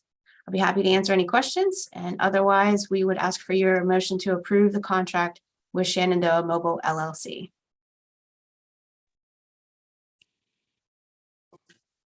To approve the contract for Shenandoah Mobile LLC for public safety. I second. Moved and seconded, all in favor indicate by saying aye. Aye. Motion carries. Thank you. Thank you, Claudia. Moving on to agenda item 21, I will call on Justin Miller to discuss a grant application for recycling and waste. Hi, Justin. Morning, all. So these are the standard forms for our household hazardous waste disposal events. In particular, this would be for the August event that we send in to DEP. First is the record of operations, which states that we collected 30,036 pounds from 350 participants. The second form, which requires signature, is the application for reimbursement. How the event played out financially. Total eligible costs were $30,717.87. We took in $14,575.65 in fees from participants, which makes us eligible for $15,358.94 in grant money from DEP. Any questions for Justin? I will move to approve the DEP Household Small Business Hazardous Waste Collection grant application of $15,358.94 for recycling and waste. Second. Okay, moved and seconded. No further questions. All in favor indicate by saying aye. Aye. Motion carries. Thank you, Justin, and I will now hand the meeting back over to Stacy. Thanks, Angela. And I will start by asking Justin to discuss the capital project request for recycling and waste regarding a recycling center design. Yes, thank you. So after the recycling center presentation at the finance meeting the other week, we were asked to submit a capital project form for a non-routine project. Not having a lot of details in hand at the point, we put together a very conservative estimate of $250,000. As I worked through the RFP, and we had some internal discussions, including with some engineers. We have 2 engineers on our board. We're thinking maybe start out with some baby steps, get some price quotes from some engineers, really for a financial feasibility. We think we could do that at minimal cost. This very well could lead into then a more detailed engineering service with an RFP. But at the end of the day, the $250,000 should more than cover what we're expecting to do here. Any questions for Justin? I'll make a motion to approve the capital project request for recycling and waste for a recycling center design on Army Heritage Drive with a total project cost of $250,000. I second. Okay, moved and seconded. All in favor indicate by saying aye. Aye. Motion carries. Commissioners, thank you, Justin. Thank you. Okay, next we have a capital project request for the district attorney's office, really for FID, for the LIMS project, and I'll call on Eric Radnovich to discuss. Hi, good morning, Commissioners. The project before you is a project, a comprehensive laboratory information management system improvement project for a total of $295,066. It is implemented over a 5-year period. It is a comprehensive hardware and software improvement system to our LIMS. The laboratory system we use now is the exact same one we've used since 2002 without improvement. It is getting tougher to support, and it doesn't support any automation. So one of the things we run into is that much of the tasking that gets done in the laboratory is repetitive work. It's a lot of marking tubes and samples over and over and over again. It puts a lot of human element error in there, potentially, which we try to avoid. So it's tedious work. We're trying to automate some of the processes. We'd like to get some of the information directly from the instruments and be able to incorporate that right into lab reports. So we've worked about 1.5 years on this project to bring it to fruition, to actually zero in on what exactly we need. And this is the proposal before you now. Any questions for Eric? I will move to approve the capital project request for the district attorney's office FID for the LIMS project with a total project cost of $295,066. I'll second. It is moved and seconded. All in favor indicate by saying aye. Aye. Motion carries. Thank you. Thank you, Commissioners. Have a good day. Like the drone view, Eric, by the way. What? Oh, sorry about that. All right, thanks, Eric. And that takes us then to agenda item 24. And we have Brent Durham joining us to discuss a capital project request for facilities management. Hello again, Brent. Hello. This capital project request for your consideration is for wall and ceiling crack repair, minor woodwork repair, sealing of stains, priming of the repaired areas, followed by 2 coats of paint. This work will be completed in courtroom 1 with a total project cost of $22,000. The last time this courtroom was patched and painted was March of 2007. Over time, we're starting to see more and more cracks, and we really would like to bring this courtroom back to a more pristine condition. Any questions for Brent? Just cracks are cosmetic, not structural. Just cosmetic, yes. Okay, thanks. Is this general fund revenue? It's not. It is general fund, yes. Make a motion to approve the capital project request for facilities management for painting courtroom 1 with a total project cost of $22,000. I second. Okay, moved and seconded, all in favor, indicate by saying aye. Aye. Okay, thank you, commissioners. And we really are coming down to the last couple of agenda items. We actually have Justin Smith here to discuss both agenda items 25 and 26. The first is a capital project request for Eagle View 2024 flight. And I'm not gonna try any more words. I'm just gonna turn over to Justin.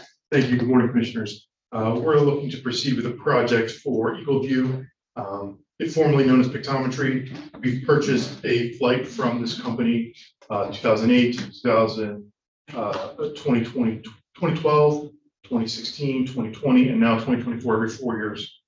It's going to be a countywide ortho imagery capture. This is sort of top down, the map behind you, and also oblique imagery, 45-degree angles from north, south, east, and west. This imagery is used extensively in assessment for offsite inspections or assessment.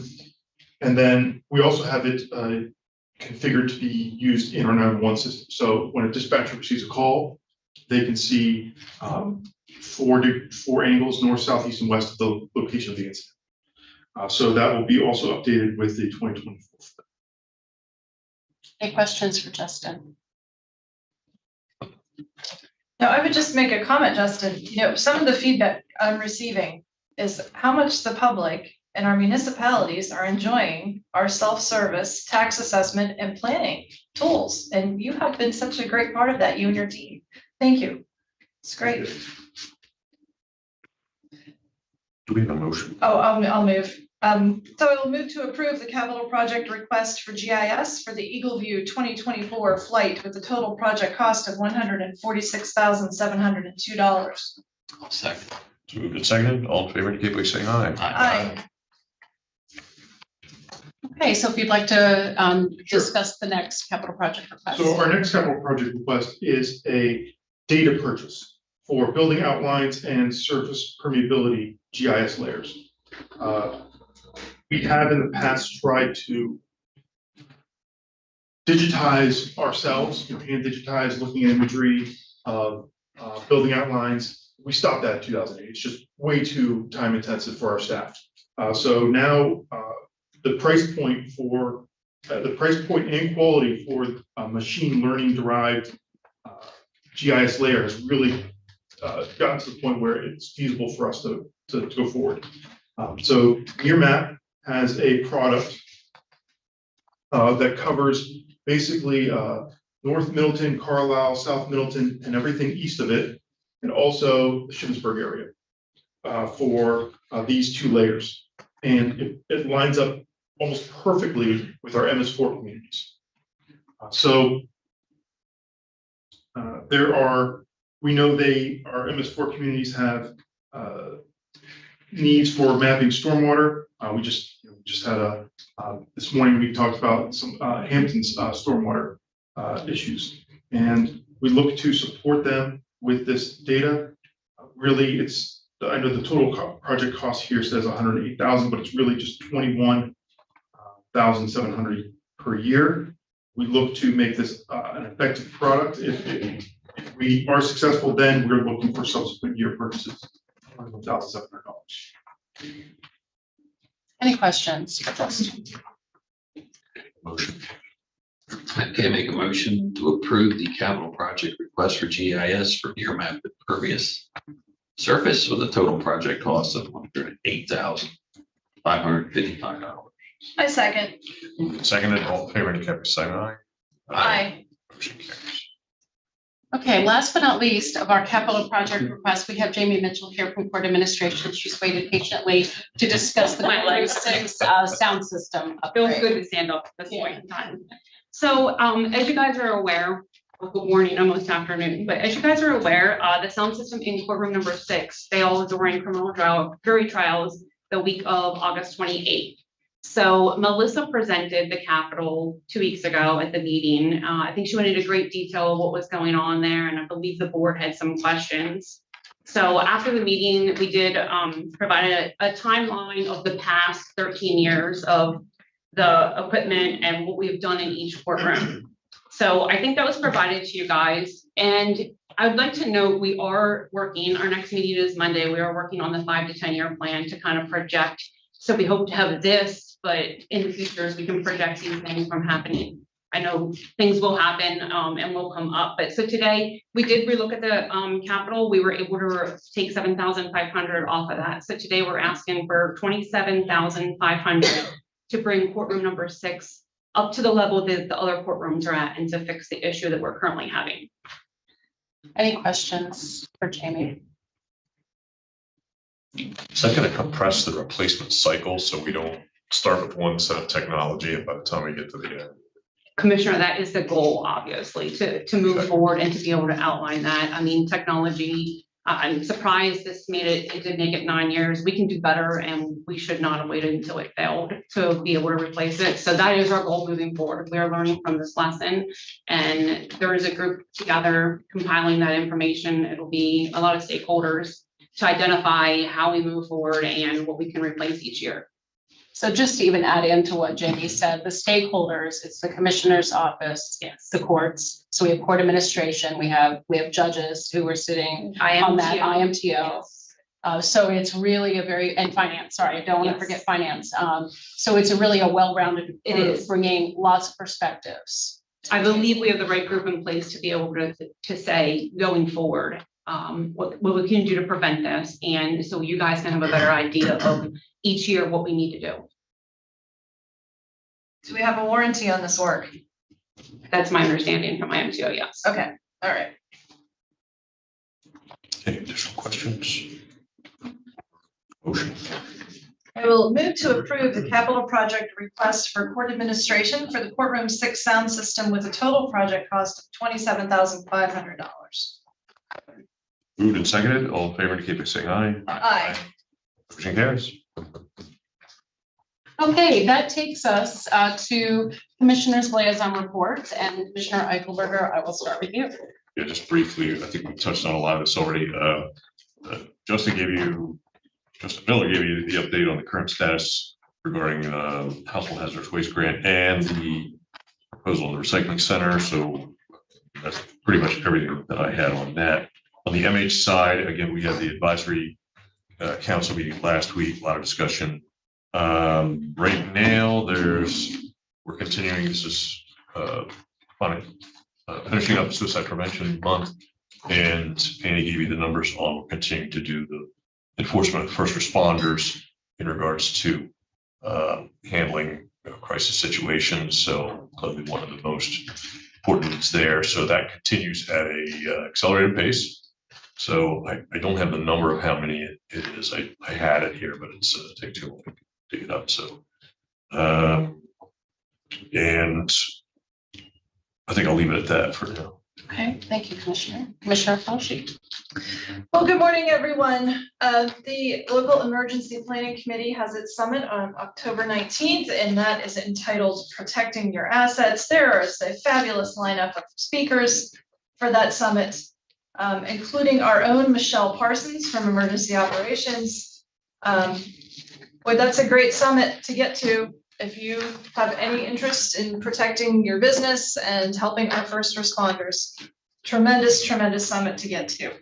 Carolyn Blatchley, the executive director of the library system, was here yesterday and gave her quarterly update. So I would just remind everyone to use the Cumberland County Library System.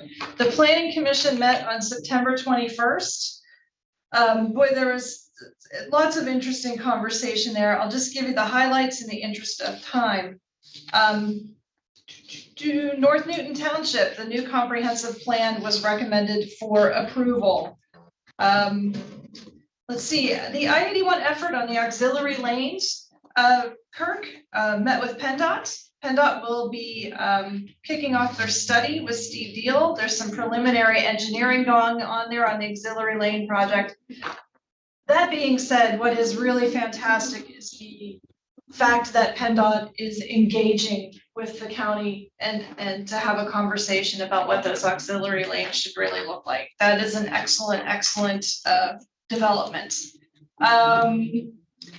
So, you know, the county adopted a climate action plan last year, but it's just early 2022, I believe. And the fact that we adopted that climate action plan is really assisting our municipalities, who are our closest partners.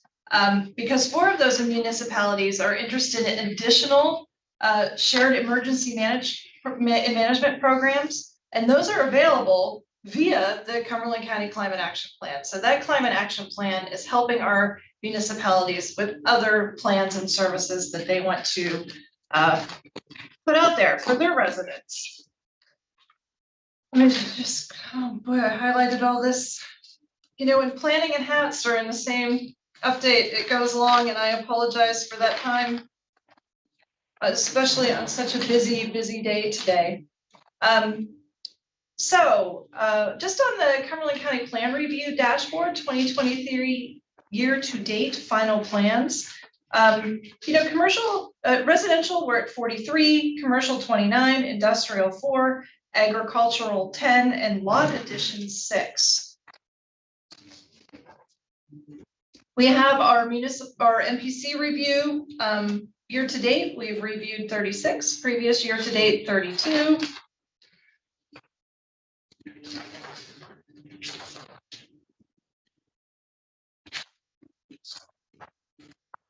I think that's a good highlight from planning, but that again, all those materials, I have them and they're all publicly available.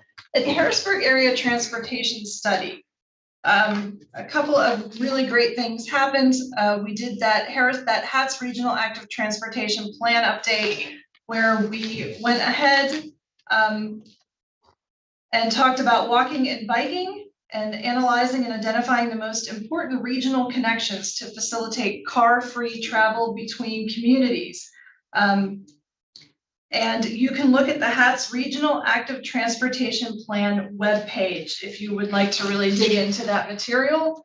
We have an update on our bridges, and of course, as my colleagues know, and this came to a public meeting, we went ahead and are working on 4 bridges in Cumberland County, where we have taken the active transportation plan update and leveraged federal dollars to get more done with our local bridges on the tip. So we've got Ladner Lane over Mountain Creek, Village Road over Hokestown Run, Wildwood Road over Locust Creek, and Quarry Road over Mountain Creek. And finally, from HATS, not finally,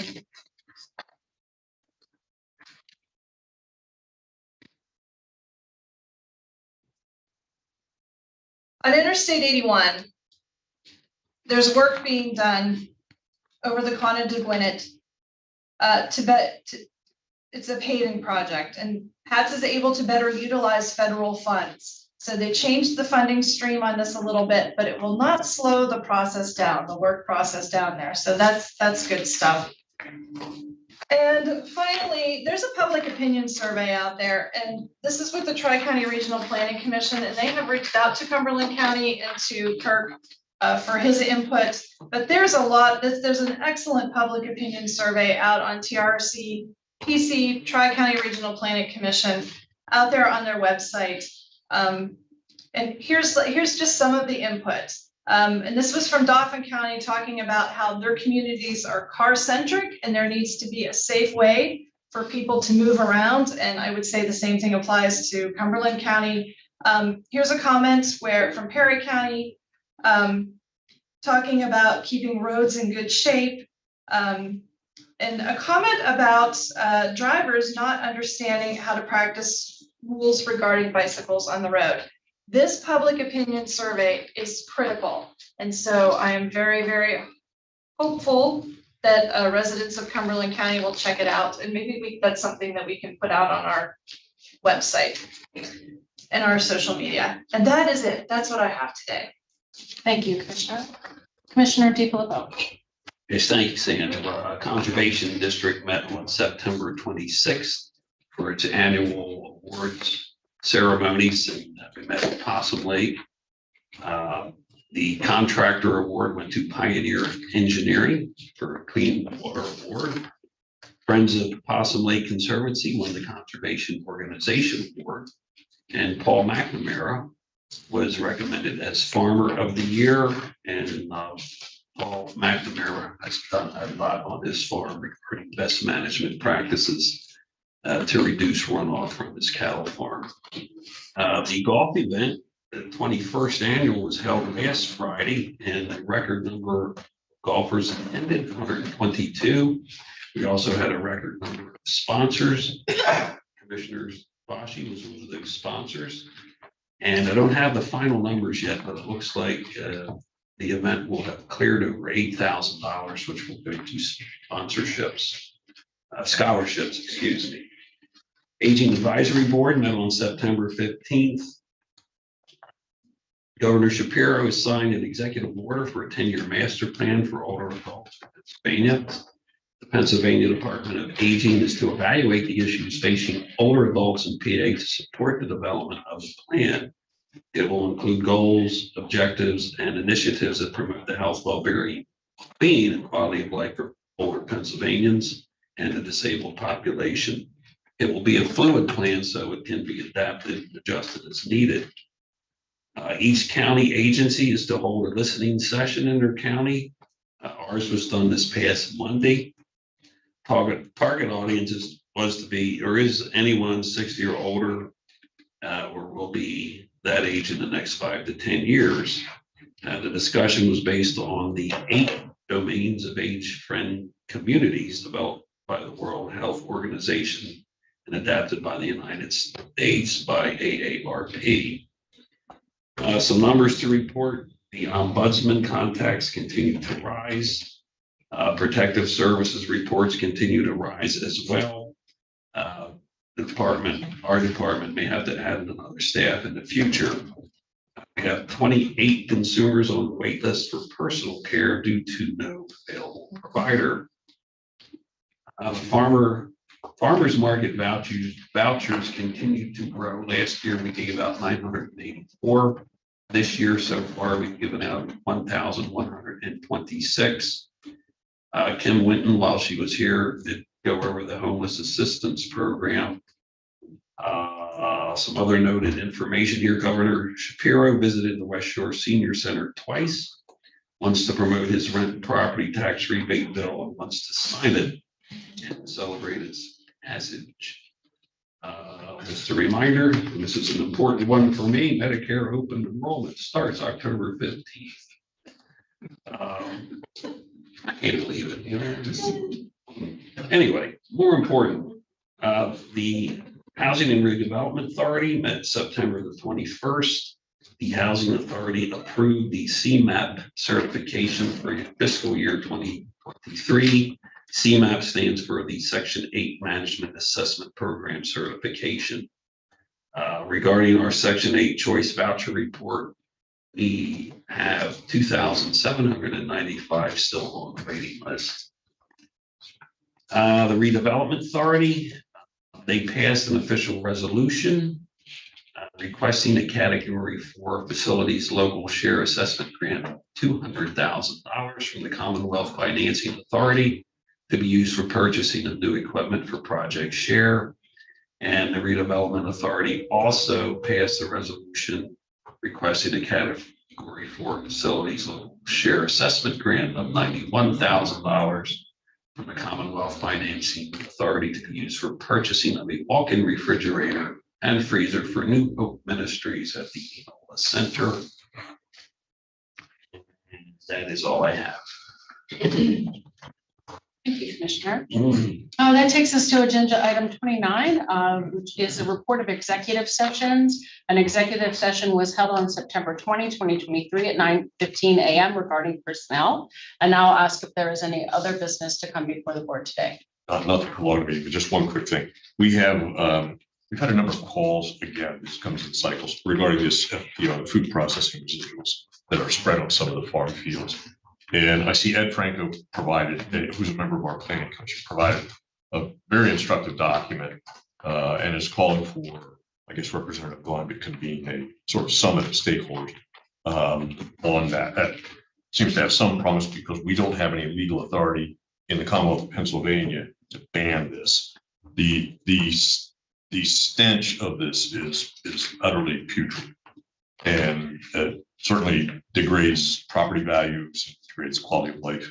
So I would like to see that if there is a summit done on this, that we have the opportunity to participate. And I do have a question, which I don't expect the answer is no to today.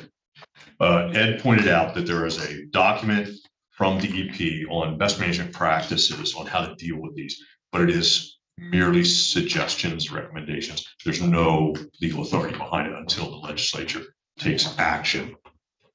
Until the legislature takes action, speaks for itself. So my question going into this is, can we make sure that we have a seat at the table on this? We do quite a bit for farms in this county. Will we have the legal authority?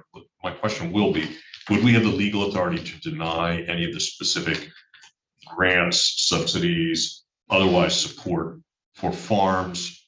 And there's only one or two, as I understand, who consistently utilize these despite opposition from their townships, their neighbors, the general public, for essentially imposing unlivable conditions on their neighbors. So that would be my question: is do we have leverage that we would be able to bring to bear on there and to be an active participant in a solution to this, or at least have those options?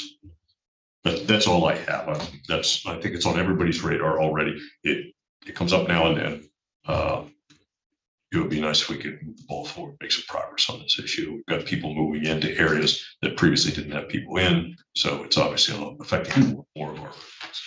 That's everything I have. Commissioner, I will just share that I know that Carl Goshorn is aware of Representative Glenn's efforts.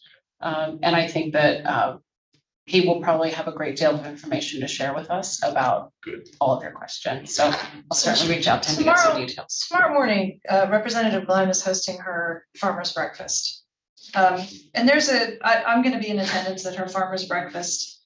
Of course, there will be statewide officials in ag there. And I think that, that's a good opportunity. I know I'm certain Ed Franco is going to have a conversation, a polite conversation, offering possible solutions to the issue, as well as presenting some of his material from that document that he sent to all of us. So I think that's a good first step, is having that conversation.